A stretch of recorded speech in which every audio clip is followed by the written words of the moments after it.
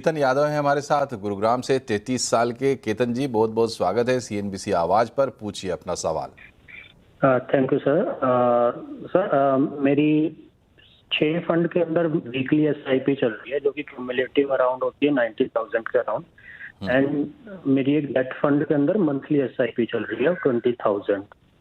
तो फंड जो सिलेक्टेड करे हुए हैं large cap, mid cap, small cap, flexi cap and infrastructure fund है एक इन्फेस्को का, एंड एक ओवरसीज फंड है फ्रॉम पीजीआईएम।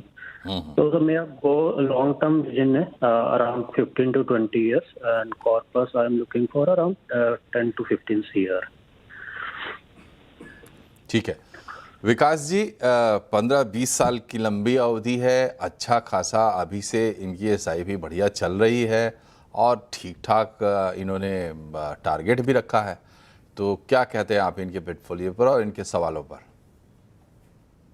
देखिए केतन जी, पहले हम पोर्टफोलियो की बात कर लेते हैं। पोर्टफोलियो लेवल पे आपका जैसे दो फंड है, quant small cap and quant mid cap. इसमें आप क्वांट मिड कैप कंटिन्यू रखें, क्वांट स्मॉल कैप को आप बंद करें।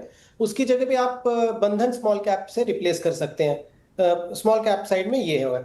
वैसे ही आप मोतीलाल ओसवाल का जो एक्टिव मोमेंटम फंड है उसको आप बंद करें, उसकी जगह पे मोतीलाल ओसवाल का large and mid cap fund लें। ये एक बेटर ऑप्शन रहेगा आपका मोतीलाल ओसवाल के फंड का।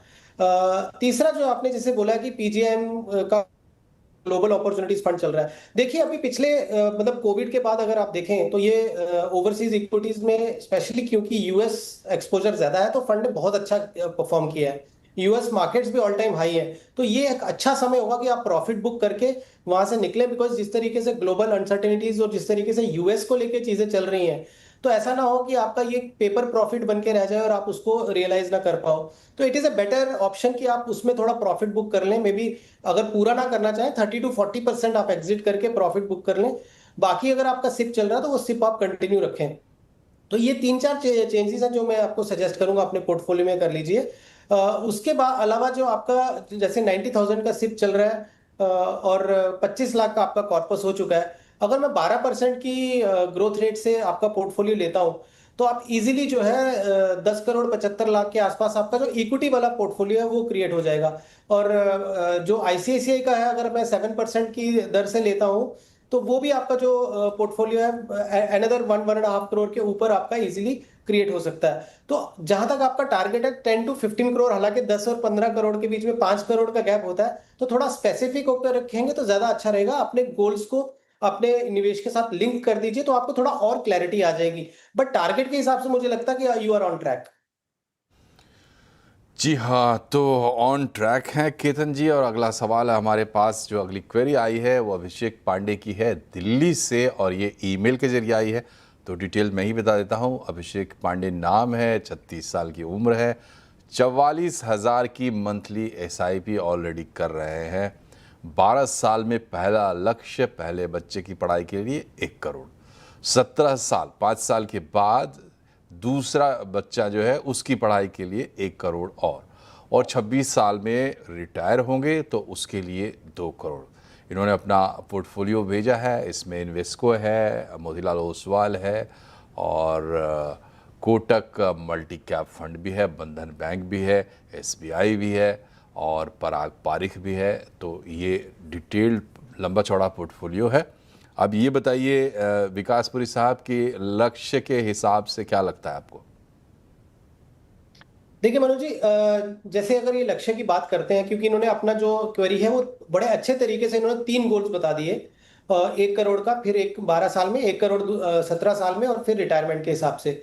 तो अगर मैं कैलकुलेशन करके चलता हूं कि 44,000 का इनका सिप चल रहा है। अभी मालूम नहीं कि इन्होंने अभी तक कितना कॉर्पस जुटा लिया है, बट मान लीजिए अगर मैं इसको ये मान के चलता हूं कि इन्होंने जस्ट स्टार्ट किया है, तो 12 साल में इनका अगर 12% की ग्रोथ रेट से लूं तो 1.35 सीआर के आसपास इनका जो है पहला कॉर्पस क्रिएट होगा 12 साल में।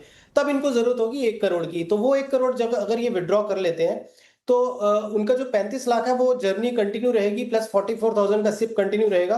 तो 70वें साल में ये लगभग 1 करोड़ के आसपास इनका कॉर्पस होगा, जो कि ये यूटिलाइज कर लेंगे। फिर इनके पास में जो अगला जो टारगेट है वो जब 60 ईयर्स के हो जाएंगे, तो अनदर 5 ईयर्स का जो टाइम पीरियड है, तो वहां पे करते करते इनका जो पोर्टफोलियो है वो क्योंकि पूरा लगभग पैसा निकाल चुके होंगे, तो 57 लाख के आसपास इनका कॉर्पस क्रिएट होगा। पर इनको चाहिए 2 करोड़।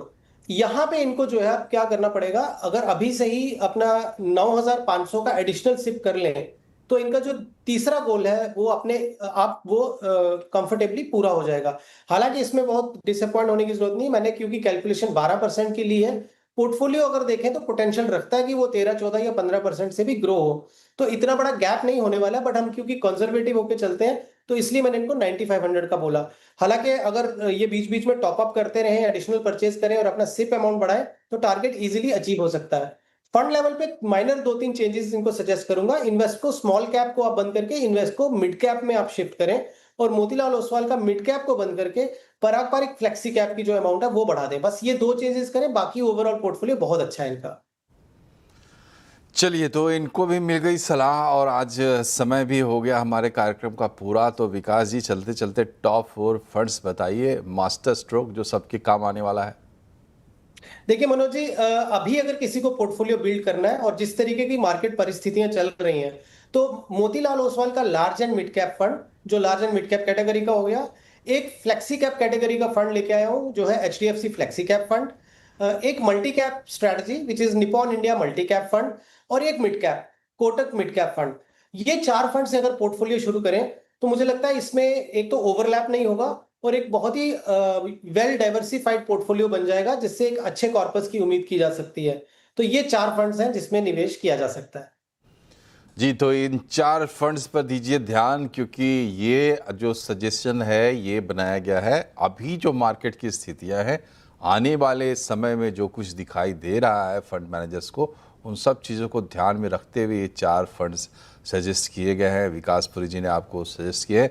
विकास जी, बहुत बहुत धन्यवाद आपका हमारे कार्यक्रम में आने के लिए और इतनी अच्छी सलाह हमारे दर्शकों को देने के लिए। तो योर मनी में फ़िलहाल इतना ही, लेकिन चलते चलते आपको बता दें कि आप भी चाहें तो शामिल हो सकते हैं कार्यक्रम में।